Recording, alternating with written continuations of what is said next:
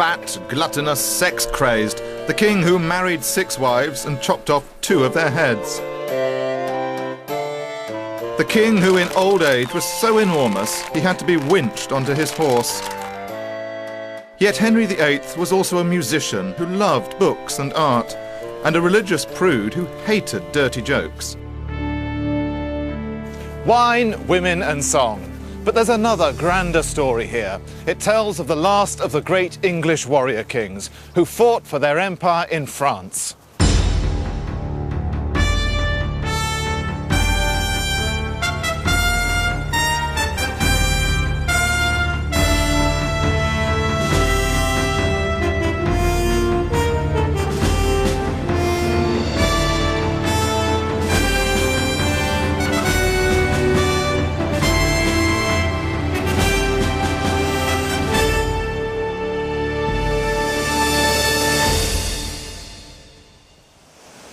Henry VIII was never meant to be king. Succession was marked first for his older brother, Arthur. So instead, during the 1490s, Henry was being primed by his father, Henry VII, to enter the church. Quite astonishingly, when you come to think of his later reputation, our Henry grew up to be an earnestly religious young man.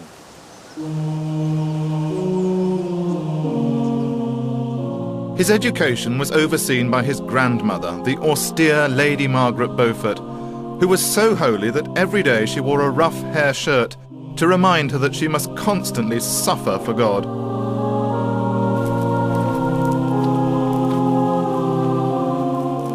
Under her guidance, Henry attended up to 6 masses a day and learned to write religious essays. In one, he upheld the sanctity of marriage, writing that "Whom God hath joined together, let no man put asunder."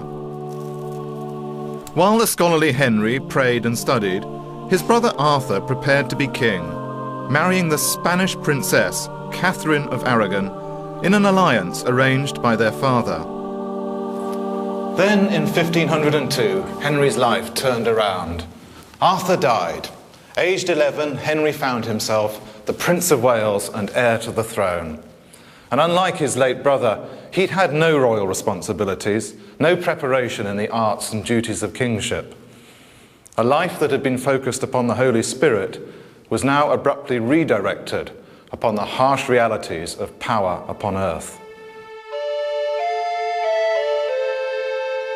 The young Henry was taken in hand by his father, who decided that he should become engaged to Arthur's young widow, Catherine of Aragon, even though she was 6 years older than him. That alliance with Spain was all-important. On the 21st of April in 1509, King Henry VII died, and the 17-year-old Henry VIII became king. His first act was his marriage to Catherine. But in order to be able to marry the wife of his dead brother, he needed to gain special dispensation from the Pope in Rome. A passage in Leviticus forbade a man to marry his brother's wife, and it warned that such unions would be cursed with childlessness. After much pressure from English diplomats, the Pope gave his blessing on the union. All the same, Henry was a man who knew his Bible. Those words from Leviticus would come back to haunt him.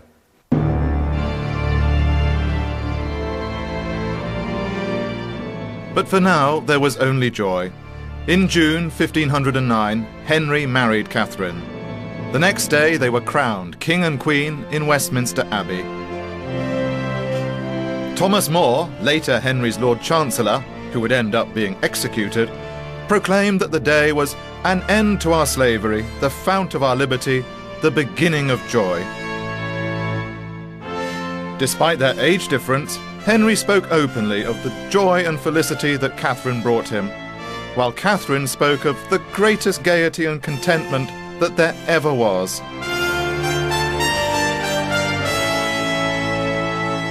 The people of England believed that Henry would usher in a golden world. He was a man of formidable physical beauty, 6'3", lean and muscular. As Thomas More described him, his strength befits his majestic body. There's a fiery power in his eyes, there's beauty in his face, and the colour of twin roses in his cheeks.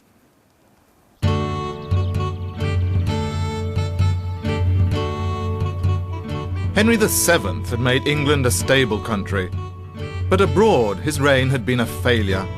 England had lost all her possessions in Europe except for Calais.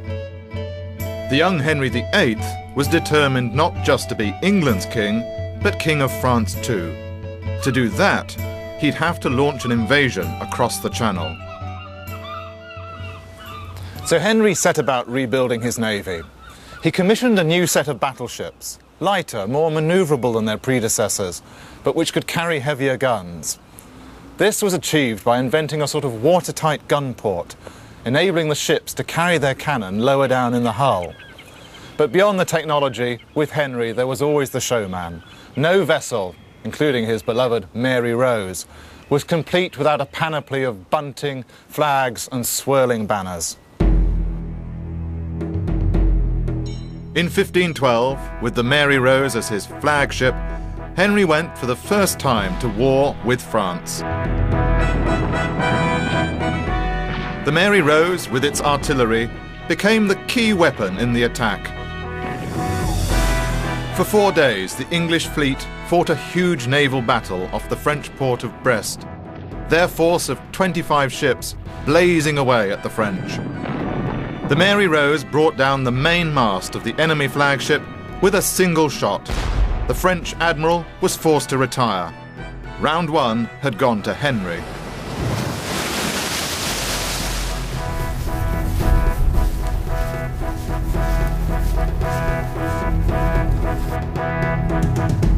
The next year, Henry set out from the English base at Calais to conduct his first land campaign against the French. He headed a force of 11,000 men, and it was typical of Henry that the key to his army were his archers, for the king himself was a superb shot. And he even passed a law stating that every Englishman, every Saturday afternoon, should spend an hour practicing his archery.